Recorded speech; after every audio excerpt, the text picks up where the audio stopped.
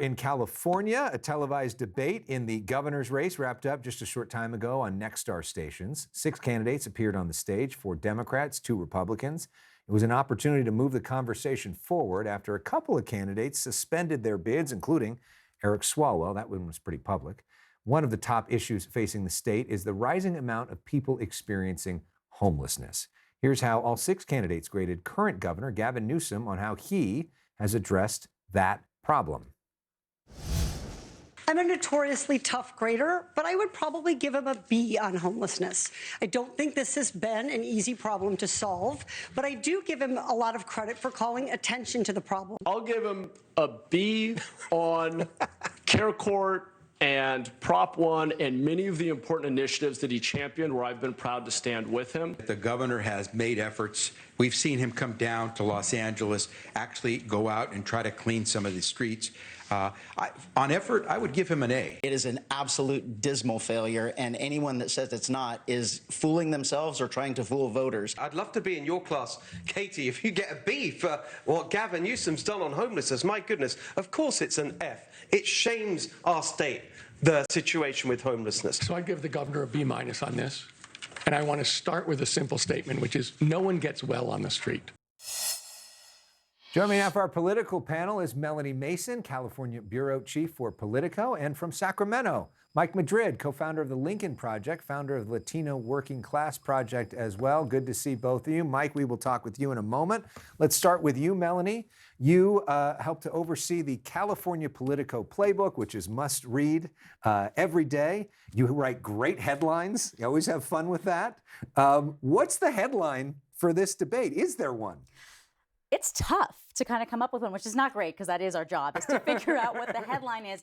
But in some ways, I almost feel like that was by design, right? I mean, we did not see any of the candidates really have a standout moment where they took on another candidate on the stage. I mean, yes, there was swipes back and forth, but you know, the thing that really does cause a headline is when you see some fireworks. And it felt like the candidates wanted to maybe get their message out, maybe introduce themselves to the voters, but they didn't want to have that hard contrast with their opponents that I think would stick in the minds of voters and journalists like us. And this was really the first debate with all these folks on stage. There are going to be more of them, so maybe they were holding some of that, but it seemed like the both format of the debate and the choices of the candidates on the debate was to not do that, to not necessarily be aggressive in going after different people.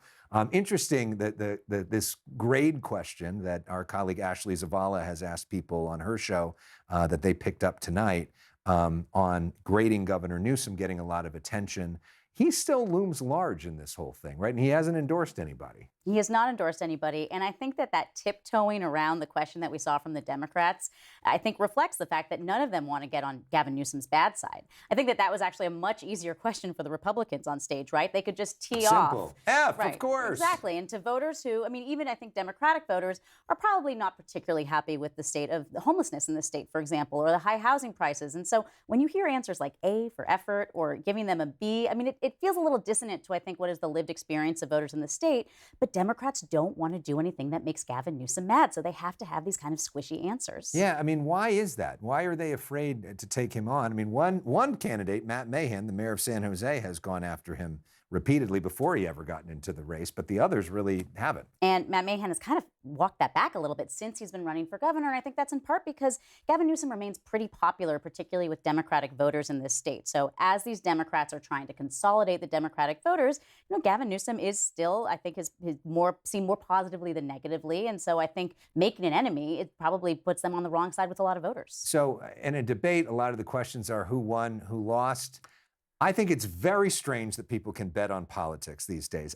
I personally don't really find this very comforting, and I don't put a lot of credibility into this. But there are people that put money on the line that believe a candidate's going to win, and it changes. So we want to put up on the screen from Kalshi. These are the post-debate odds. And these are people who are literally moving their money around based off of what happened. So it showed that Tom Steyer basically stayed the same as the front runner. But look at this. Javier Becerra, who was really surging, down 7% after the debate. Matt Mahan up 7% after the debate. Steve Hilton, Katie Porter stay unchanged. Chad Bianco down just 1%. But that story, because a week ago, or a couple weeks ago, Javier Becerra and Matt Mahan weren't even on the stage. Because Swalwell dropped out, they put out a new poll. Becerra, Mahan are on the stage, and they seem to be getting the most attention. Particularly, I think that the Javier Becerra story has been so fascinating, right? Because he really did zoom up the polls as soon as we saw Eric Swalwell drop out.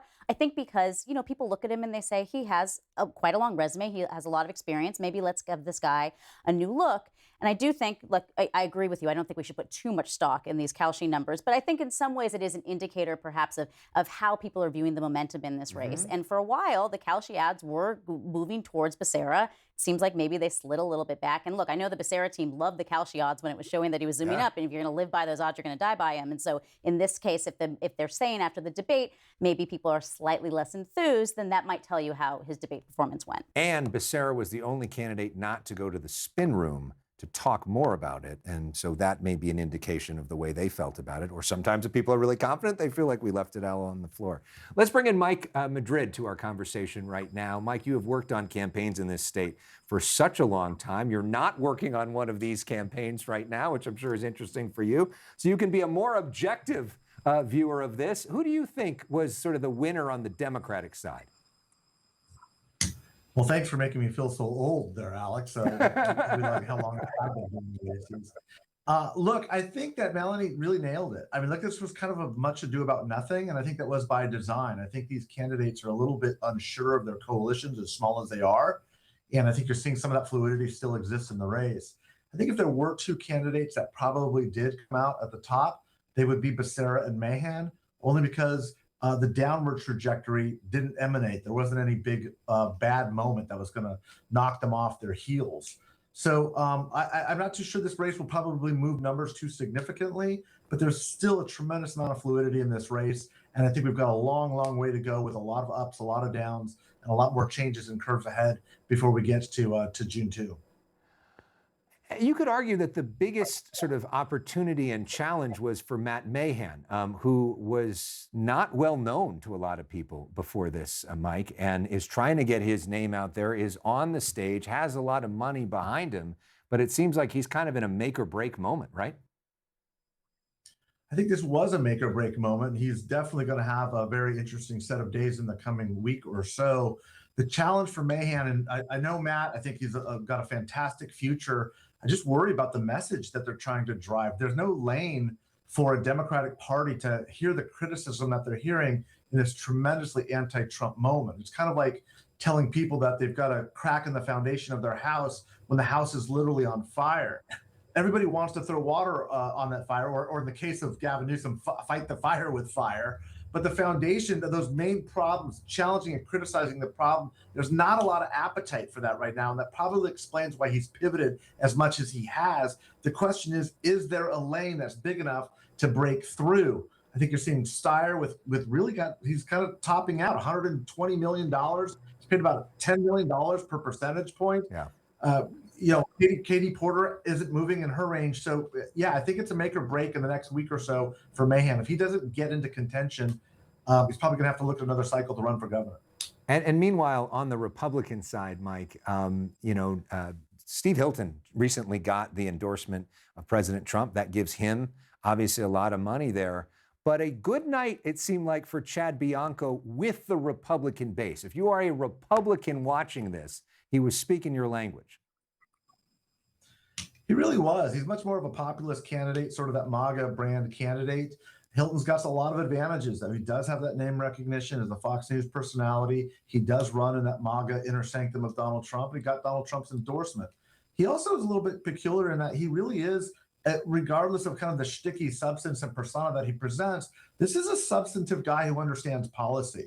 He's like one of the last remaining members of the substance wing, the policy wing of the old Republican Party. He understands these problems. You don't have to agree with them, but he can debate them and discuss them. I think what Bianco showed was that he couldn't answer a basic question about the gas tax. He didn't know how much it was or where he would find the revenues to replace it when he said he'd eliminate it, other than waste, fraud, and abuse, which is kind of this old Republican saw for saying, I have no idea. I just don't study. I don't look at this stuff. And I probably don't even know what the gas tax generates. Thank you, Mike. And Melanie, last word to you. Sort of where do we go from here? Well, look, I do think that in the wake of the Swalwell scandal, and now we are starting to see these debates, televised debates, kind of one after and then the other in the next couple of weeks, I do think that this is the moment where people are tuning in. And so I'm going to be really interested to see what happens in the polls over the next, 10 days, 14 days. I think as voters decide, okay, the ballots are coming to our house now, I actually maybe have to make a decision. I think we're going to get a real indication of perhaps what the appetite is from the voters. Do they want somebody who projects kind of like calm steadiness like Javier Becerra? Do they want somebody who can, promise some of these flashier programs like Tom Steyer? I think we're waiting to see where the voters land. And of course, the ballots are supposed to arrive in the mail by May 4th. And then on May 5th, CNN has a debate, which we are looking forward to. Caitlin Collins and I will be co-moderating that right here. Mike, thank you. Melanie, thank you. A lot more to talk about in the weeks ahead as we prepare for that big debate here on CNN.